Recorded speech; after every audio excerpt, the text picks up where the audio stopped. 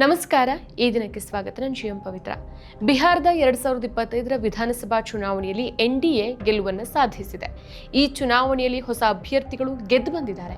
ಅದರಲ್ಲೂ ವಿಶೇಷವಾಗಿ 25 ವರ್ಷದ ಜನಪ್ರಿಯ ಜಾನಪದ ಗಾಯಕಿ ಮೈಥಿಲಿ ಠಾಕೂರ್ ಅವರ ಗೆಲುವು ಎಲ್ಲರ ಗಮನವನ್ನು ಸೆಳೆದಿದೆ.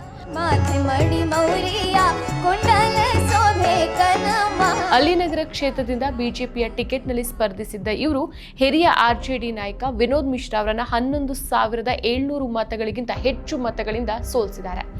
ಈ ಮೂಲಕ ಮೈಥಿಲಿ ಬಿಹಾರದಲ್ಲಿ ಯುವ ಶಾಸಕಿಯಾಗಿ ಇತಿಹಾಸವನ್ನು ನಿರ್ಮಿಸಿದ್ದಾರೆ. ಅಲಿನಗರದಲ್ಲಿ ಬಿಜೆಪಿಯ ಮೊದಲ ಗೆಲುವು ಇದಾಗಿದೆ. ಮೈಥಿಲಿ ಠಾಕೂರ್ ಹಾಡನ್ನ ಹಾಡುತ್ತಾ ಕೇಳುತ್ತಾ ಬೆಳೆದ ಒಂದು ಕುಟುಂಬದಿಂದ ಬಂದಂತವರು. ಸಂಗೀತದಲ್ಲಿ ಯಶಸ್ಸು ದೊರೆತ ನಂತರ ರಾಜಕೀಯದ ಕಡೆ ಮುಖ ಮಾಡಿದ್ದಾರೆ. ಮೈಥಿಲಿ ಠಾಕೂರ್ 2000ನೇ ಇಸ್ವಿಯ ಜುಲೈ 25ಕ್ಕೆ ಬಿಹಾರದ ಮಧುಬನಿ ಜಿಲ್ಲೆಯ ಬೇನಿಪಟ್ಟಿ ಊರಿನಲ್ಲಿ ಜನಿಸ್ತಾರೆ.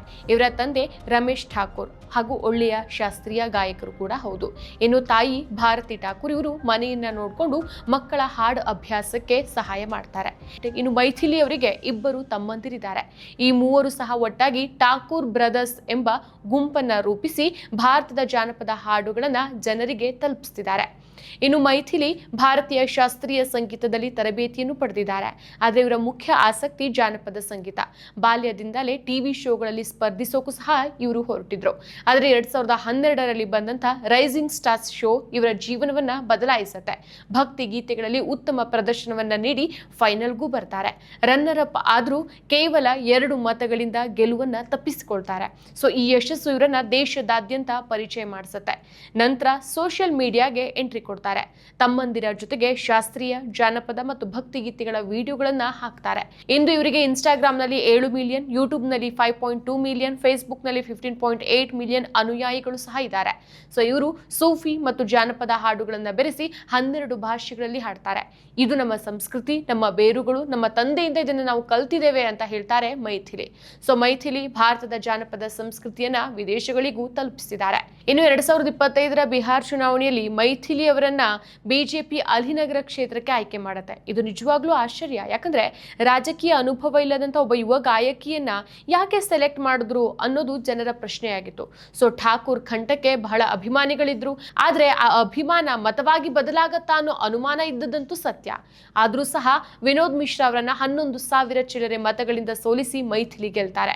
ಇದು ಅಲಿನಗರದಲ್ಲಿ ಬಿಜೆಪಿಯ 17 ವರ್ಷಗಳ ನಂತರದ ಮೊದಲ ಗೆಲುವಾಗಿತ್ತು.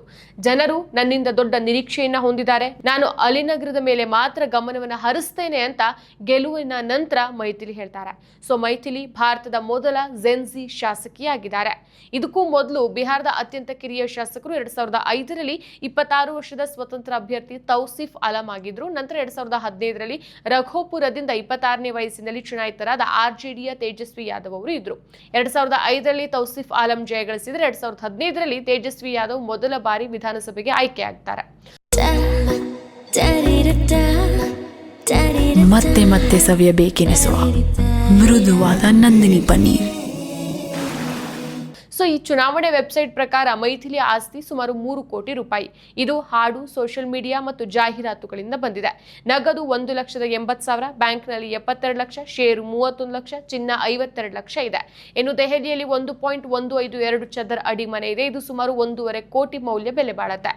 ಇನ್ನು ಮೈಥಿಲಿ ಅವರು ಪ್ರಚಾರದ ಸಮಯದಲ್ಲಿ ಕಾಂಟ್ರವರ್ಸಿಯನ್ನು ಮಾಡಿಕೊಂಡಂತ ಉದಾಹರಣೆಗಳಿದೆ. ಅಲಿನಗರದ ಮತದಾರರಿಗೆ ನಾವು ಚುನಾಯಿತರಾದ್ರೆ ಕ್ಷೇತ್ರವನ್ನ ಸೀತಾನಗರ ಅಂತ ಮರುನಾಮಕರಣ ಮಾಡೋದಾಗಿ ಹೇಳಿ विवाद केंद्र बिंदु आगिದ್ರು.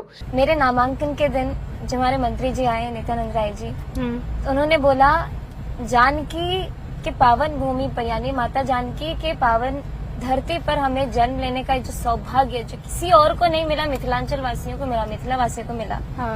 जानकी मंदिर बन रहा है। सब पूरा मिथिलामय हो गया है। प्रत्याशी का नाम भी मैथिली है, मिथिला की रहने वाली है।